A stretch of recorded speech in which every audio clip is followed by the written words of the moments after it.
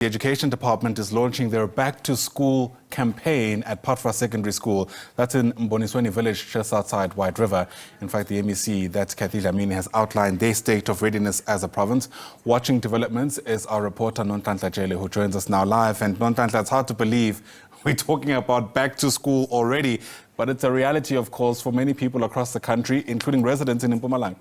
Indeed, Ayanda, good morning to you and to the viewers at home. With only just 6 days left before schools open on the 15th of January. The MEC earlier on was outlining plans, and one can easily say it seems the Department of Education in the province has their ducks in a row. I mean, with the MEC telling us that schools have been ready since 2024, to welcome the more than 1 million learners in the whole province. But just to speak to us, something caught my attention, Ayanda, when the MEC was delivering his speech. MEC, you said to us that 8 schools are going to be closed in the Mkondo local municipality this year.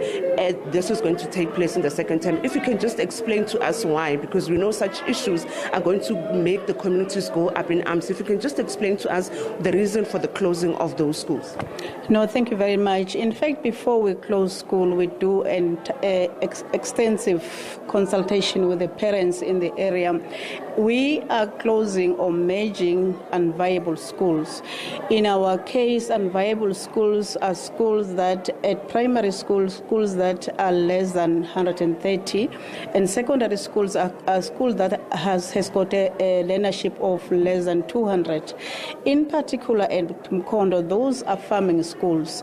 Our aim is to make sure that all our learners are getting equal education, irrespective of where they live, whether they're in farms or they're in urban areas. So we have built the state-of-the-art boarding school for those learners. It will accommodate 8 schools. That is why we are closing those schools, so that they can have quality education and avoid multi-grading, which is reduced quality of education because one teacher teaches more than one grade. So we want them to get a full quality of education in our boarding school.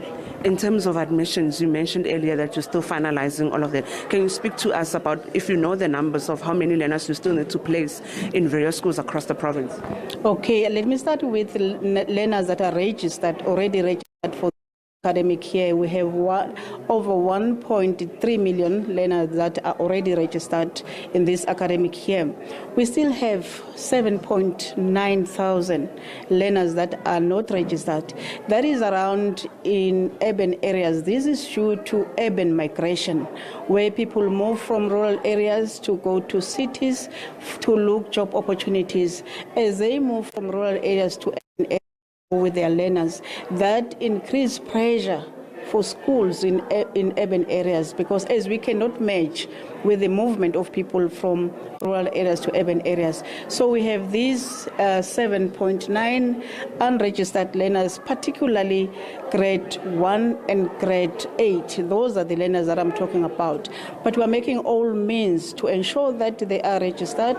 In other schools, like White River, for example, we've started 2 new schools in mobile classrooms, where we'll have primary school and also secondary schools, but currently they are under the existing schools, that Rob Ferreira School in White River as a secondary and White River Primary School. So in other areas we're doing the same, but there are areas like in Nelspruit or Mbombela City, for example, we are negotiating with private school to see if they cannot take our learners and pay same amount that is paid in public schools, but all get, especially St. Peter's, rent their classroom so that we can accommodate our learners. Thank you so much for your time. That was the MEC of Education in the province, MEC Cathy Dlamini Ayanda, just highlighting some of the boxes that they are ticking as they prepare for the opening of schools next week on the 15th of January. As you've also heard, they are closing the schools just to merge them